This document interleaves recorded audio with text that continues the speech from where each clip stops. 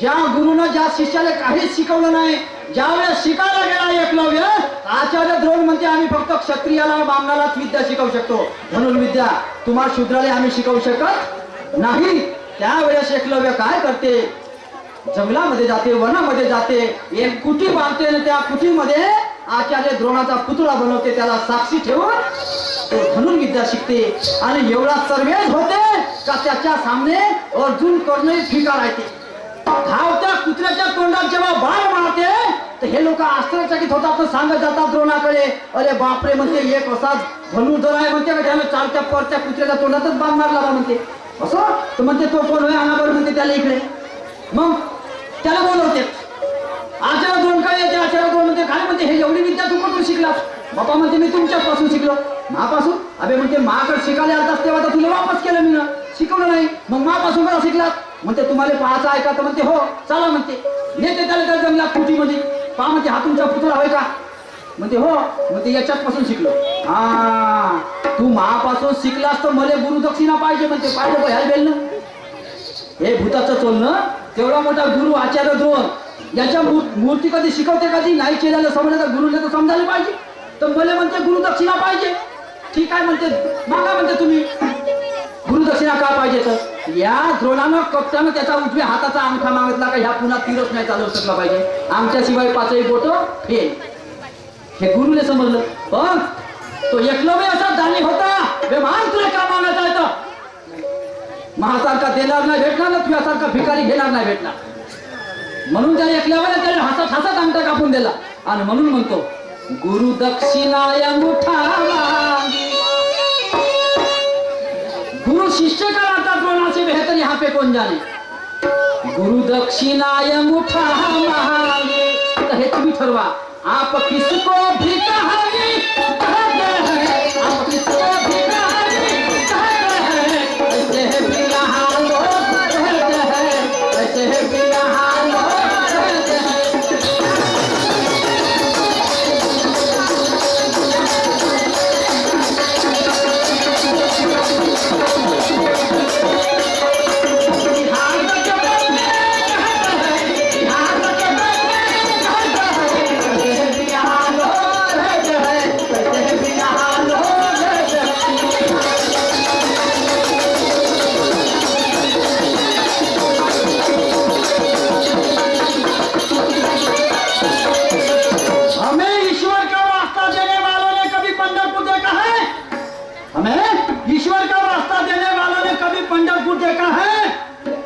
नसीब की बातों में उलझाने शेंडी वाला पंडित पाल के रखा है.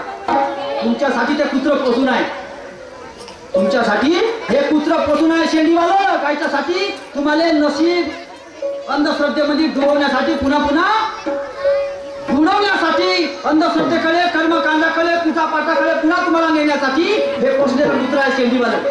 आणि म्हणून म्हणत आहे, हमें ईश्वर का वास्ता देने वालों ने कभी पंढरपुर देखा है, नसीब की बातों में उलझाने शेंडी वाला पंडित पाल के रखा है. हम जाग जाए तो नशा 1 मिनट में उतार भी सकते हैं, पर क्या करें, हम जैसे लोगों ने इन्हें सर पे चढ़ा रखा है. आणि म्हणून म्हणायचं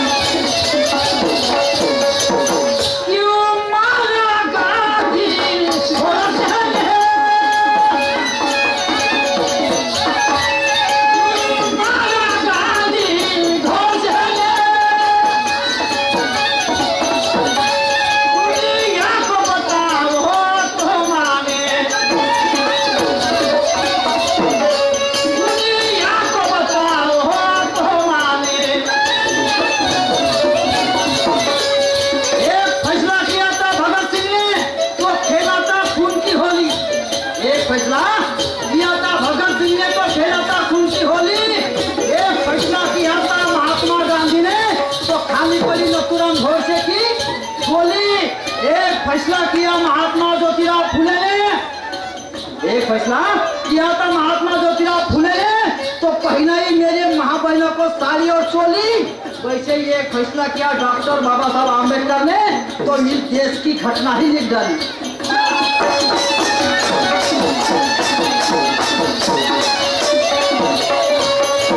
क्यों मारा गांधी घोड़के ने, दुनिया को बताओ तुम्हारे।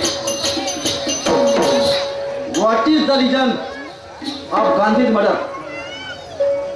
गांधी मारण्याच्या मागचे कोणतं कारण होतं, काय होतं माहित असेल साहेबांना, मी प्रश्न नाही म्हणत, परंतु प्रश्न विचारीन, कारण पहिल्या फेऱ्याला बाई उशिरा आल्या, कधीही मंत्री लोक उशिराच येतात। तुम्हाला माहिती आहे गाडी बिघडली होती, गाडी बिघडली बाईची, पण आता सुधरवा ना, आता पाप एकच पाने पान सुधरवा गाडी। आणि म्हणून या फेऱ्याला मी प्रश्न विचारीन बाईला, कारण दुय्यमचा सामना आहे। आता तुम्ही विचारत, समोर एक गाणं बाकी आहे पुन्हा। क्यों मारा गांधी घोड़से, दुनिया को बताओ तो माने, पर कस्तूरबा का सिंदूर राखा, कस्तूरबा का सिंदूर राखा। मग अशी बाईनं गाणं म्हणलं, कोणतं ते नाही का, काहीतरी गाणं म्हणलं, मुंबईच्या राजा नाही का, बाबासाहेबांच्या जीवनावरती गाणं म्हणलं। बाई ते चाल तशी नाही आहे, आई कशी चाल म्हणा लागते, शिकून घ्या। आणि ह्या रंगमंचावर पुन्हा शिकण्यासारखं नाही भेटणार, दुसरा स्टेज नाही भेटणार। खूप तुमची पुण्याई की तुम्हाला हा रंगमंच मिळाला, शिकूनच घ्या। दुःखात जीवन जगलं माझ्या रमान, म्हणण्याची स्टाईल आहे आणि ते चाल कशी आहे। दुःखात जीवन जगलं माझ्या रमान, तरी भीमाचा संसार केला मोठ्या मनान, भीमाचा संसार केला मोठ्या मनान।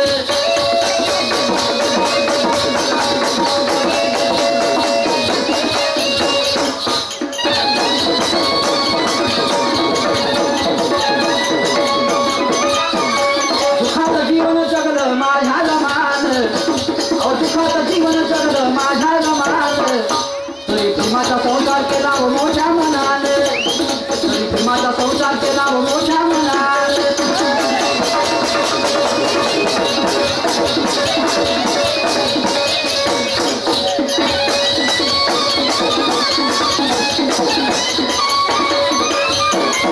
फाटकीचं साडी न फाटकीचं चोळी, रमाई माझी मनाची गोळी, फाटकीचं साडी न फाटकीचं चोळी, पण रमाई माझी मनाची गोळी। फाटकीचं साडी न फाटकीचं चोळी, आणि रमाई माझी मनाची भोळी। जरी शिक्षणाचा वर्ग लहान, बाबासाहेबाच्या तुलनेत रमाईचं शिक्षण काही मोजता आलं असं काहीच नाही, कोटी पाय कोटी कुळं कोटी शेअर अशासारखी गोष्ट होती। पण तिच्यामध्ये जे नीतिमत्ता होती, तिच्या ठिकाणी जो आदर होता, तिच्या ठिकाणी जे शहाणपण होतं, मी तर म्हणतो या देशाच्या पंतप्रधानाच्या ठिकाणी नव्हतं, ते शहाणपण तिच्या ठिकाणी होतं, ते माया, ते कुर्बाने, ते ममता तिच्या ठिकाणी होती। आणि म्हणून बाबासाहेबासारख्या एका वाघाची जिंदगी तिने करून दाखवली, आणि ते सक्सेसफुल। आणि म्हणून बाबासाहेब होऊ शकले। आताच आमचे बागडे साहेब बोलून गेले की प्रत्येक माणसाच्या जीवनाच्या मागे त्याच्या स्त्रीचा, त्याच्या पत्नीचा सिंहाचा वाटा असते। हे एकदम 100% खरं आहे, 101% खरं आहे। जसं आमच्या डोंगरे साहेबाच्या पाठीमागे त्यांच्या पत्नी यांचा हात आहे, त्याचप्रमाणे प्रत्येक यशस्वी पुरुषाच्या मागे एका पत्नीचा हात असतेच। आणि म्हणून फाटकीचं साडी न फाटकीचं चोळी, आणि रमाई माझी मनाची भोळी। जरी शिक्षणाचा वर्ग लहान, जरी शिक्षणाचा वर्ग लहान, तरी भीमाचा संसार केला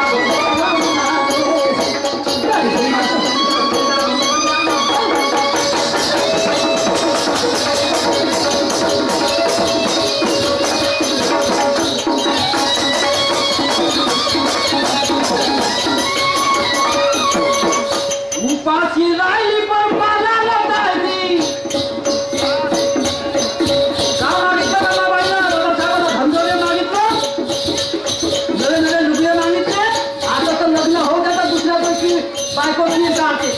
आता बस लग्न झालं दुसऱ्या दिवशी खीर काढते. का म्हणते तुमच्याशी लग्न केलं पण तुमच्या घरी टीव्हीच नाही आहे, खाली नाही पांढरी नाही आहे.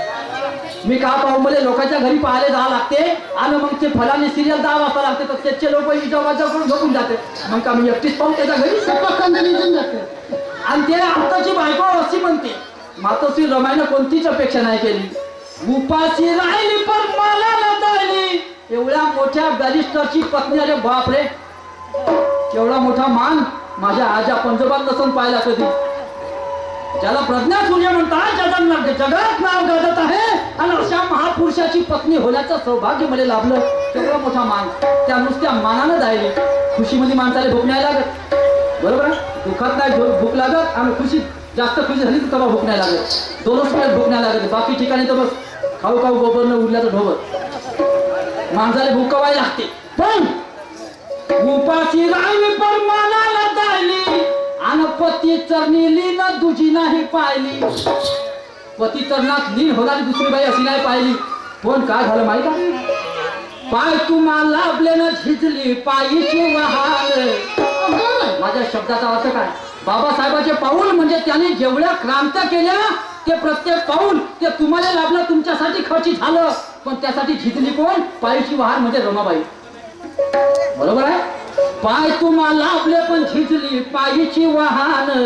तरी भीमाचा संसार केला मोठा म्हणा, तरी भीमाचा संसार केला मोठा म्हणा.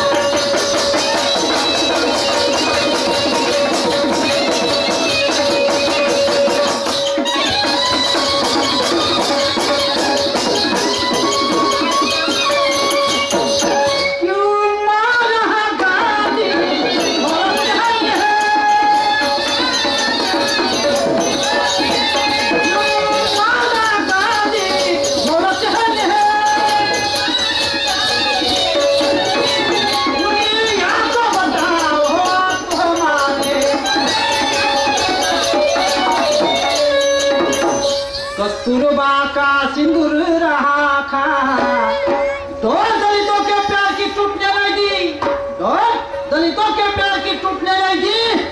और वो भी मेरा सानी हुआ कि चुड़िया कस्तूरबा की फूटने लगी. कोनो वाचवला कस्तूरबाचा कुंकुम आणि म्हणून कस्तूरबा का सिंदूर रहा खा.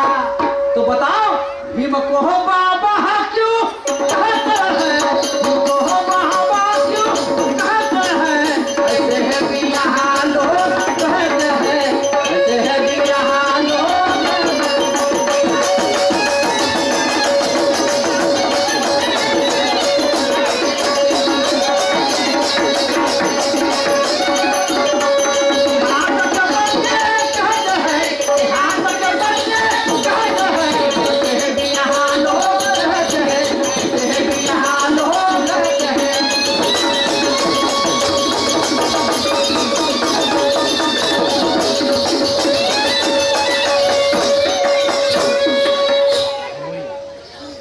भीम नावाचे वादळ कधी सुटलेच नसते.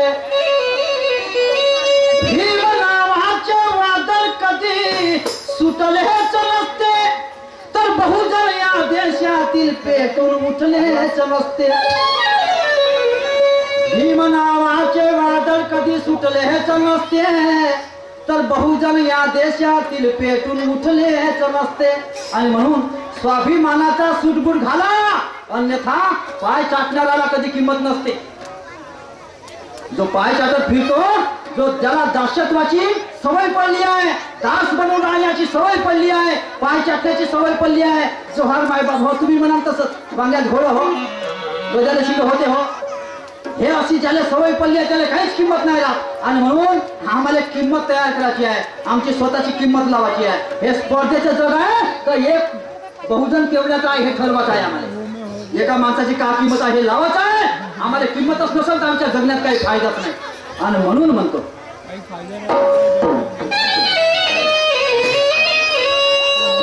प्रसिद्ध लेखक आणि इतिहास तज्ञकार प्राध्यापक मामा देशमुख म्हणतात की एक मनुवादी ब्राह्मण आणि एक साप हे दोघेही जर रस्त्याला जात असतील तर सापाला राहू द्या आणि पहिले त्या मनुवाद्याला मारा. हे मोहम्मद देशमुखचं स्टेटमेंट आहे, वाक्य आहे. राष्ट्र निर्माते या नावाच्या पुस्तकामध्ये त्यांनी दिलेलं आहे. एवढा विषारी साप म्हणजे जातीवाद. आताच बहुत चर्चा झाली आमच्या आदरणीय भंतेजींनी, पूज्य भंतेजींनी त्याच गोष्टीवर विश्लेषण केलं की जातीवाद हा प्रत्येक समाजाला घातक आहे, प्रत्येक माणसाच्या मुलाशी हा लागलेला किडा आहे आणि हा आम्हाला काळाचा आहे. या जातीवादानं काय केलं, आमचे भाऊ आमच्याच रक्ताचे माणसं आमच्यापासून अलग केले, आमच्याशी मिळू दिले नाही, आजही मिळू देत नाही. तो जातीवाद आम्हाला सर्वप्रथम खतम करणे आहे. त्यासाठी माझे एक छोटंसं गीत आहे.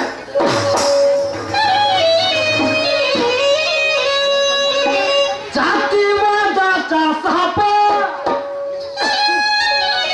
जसा एक साप चावला तर मनुष्य 5 मिनिटही वाचू शकत नाही का, पाणी मागत नाही विषारी साप, त्या प्रकारचा जातीवाद हा प्रत्येक कोणताही देश असे, कोणताही गाव असेल, कोणतंही राज्य असे, त्या प्रत्येक माणसासाठी हा जहिरीला साप आहे आणि म्हणून हा तोडाचा आहे, आम्हाला याला मारायचा आहे.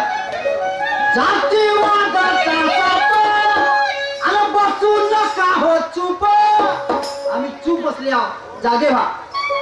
जातीवादाचा साप आणि बसू नका हो चूप, हा राहते कोठी, असा राहते कुठं, विषमता फाटी मध्ये याचा आहे दरी, विषमतेच्या फाटीमध्ये राहते हा दरी मारून अंदर, विषमता फाटीमध्ये याचा आहे दरी आणि मनुवादाचे याच्या अंगी जाहीर याला मारा लवकर, मनुवादाचे याच्या अंगी जाहीर याला मारा लवकर.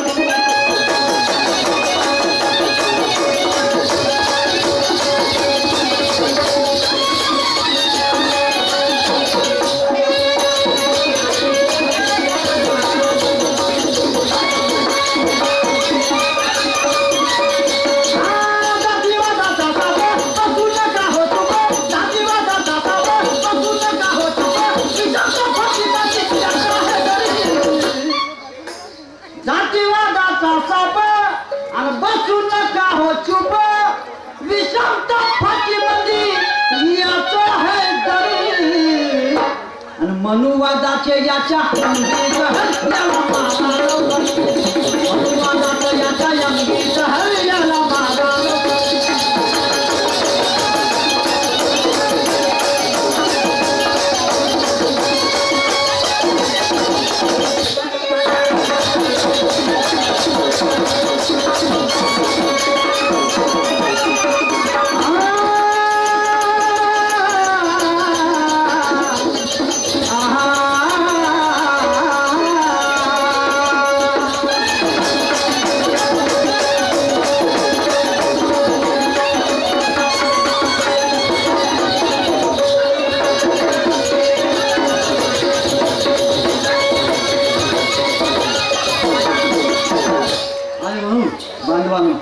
हम जिसके